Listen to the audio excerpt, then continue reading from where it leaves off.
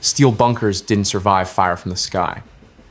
In the spring of year 1945, during the bloody Philippines campaign, the United States Marines unleashed a weapon unlike anything the Pacific had yet seen. It wasn't a massive bomb or a high-caliber shell. It was something more terrifying. A weapon that flowed like water, clung like glue, and burned hotter than molten metal.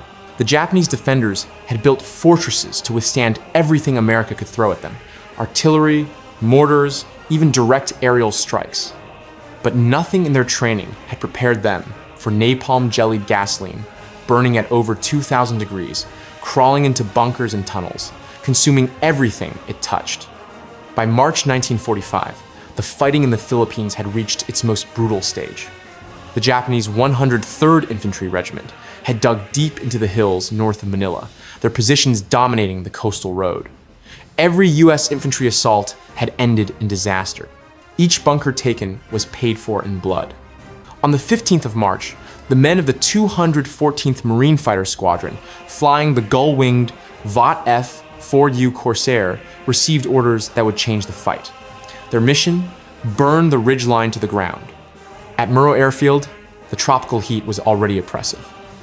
24 pilots stood shoulder to shoulder, flight suits damp with sweat, eyes locked on Major William Hayes, their weathered commander. His voice carried the weight of months in the Pacific. Hayes pointed to grainy reconnaissance photos.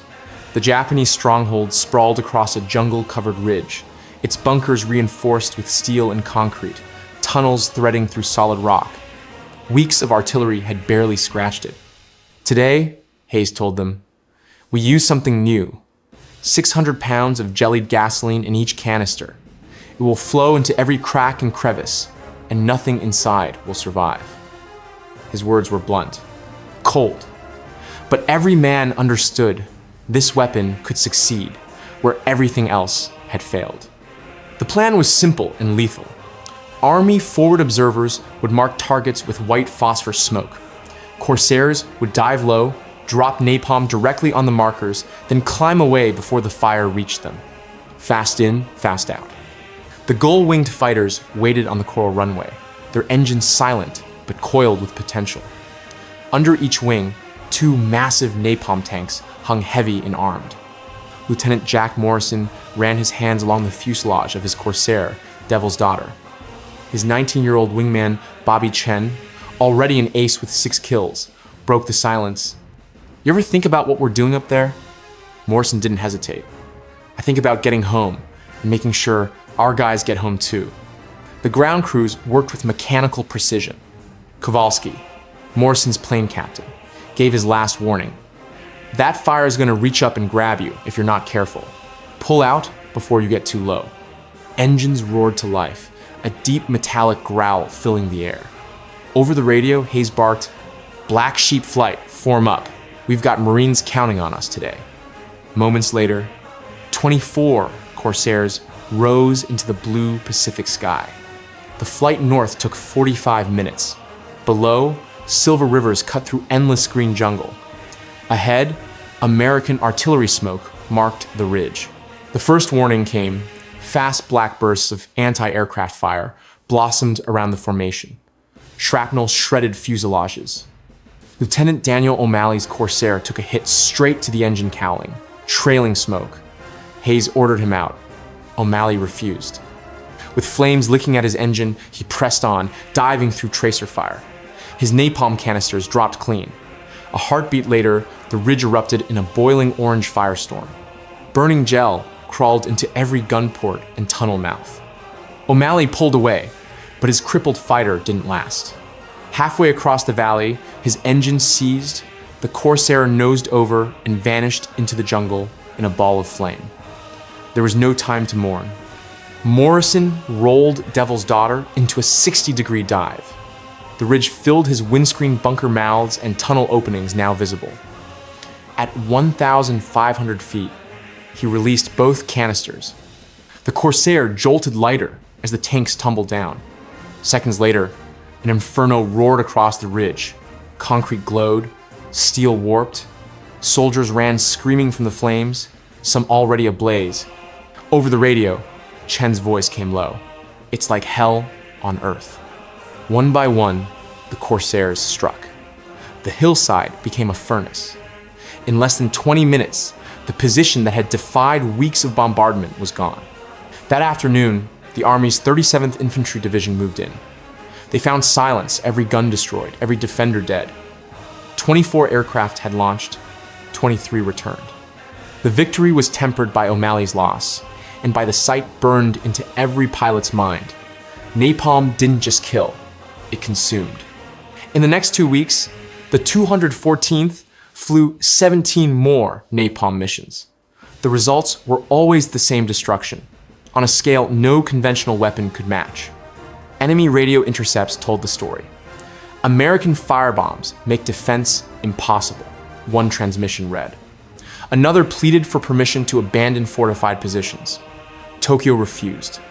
The orders: fight to the death. Napalm made that death certain. At one airfield, Japanese bunkers had been carved into the runway itself. Conventional bombs failed. Napalm didn't. Within minutes, the entire garrison was gone, over 300 dead. The psychological toll was immense. Veterans who had fought to the last man against rifles and artillery began surrendering at the mere sight of Corsairs overhead. On the 28th of April, the squadron received its final mission of the campaign, a hardened command bunker near Baguio, headquarters of the Japanese 14th Area Army. Dug into solid rock, its walls 6 feet thick, it was invisible from the air except for the white plume of phosphorus smoke from army spotters. The Corsairs came in low.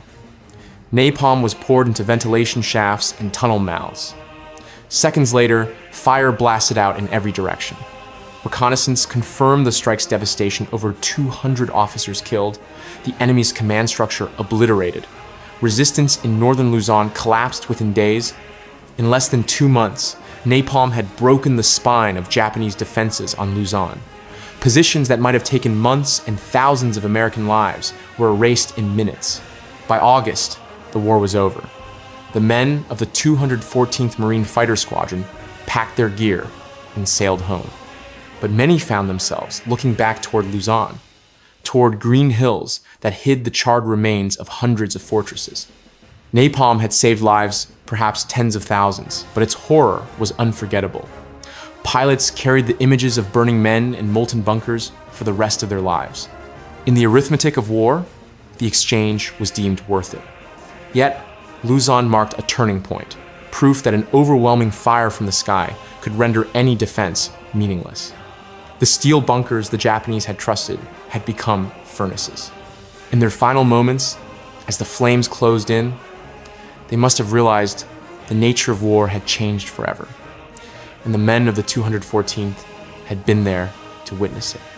The Corsairs of the 214th proved one thing in the skies over Luzon: that no fortress, no matter how strong, could withstand the fire they carried. It was a brutal truth of modern warfare, one that shaped the battles and the world that followed. If this story gave you a new perspective on the war in the Pacific, there are many more like it stories of the weapons, the battles, and the men who lived them. So, if you want to keep exploring the untold side of history, the missions that changed wars, and the moments that defined them, subscribe and join us for the next chapter. Because the past is never really over, and the next story might be one you've never heard.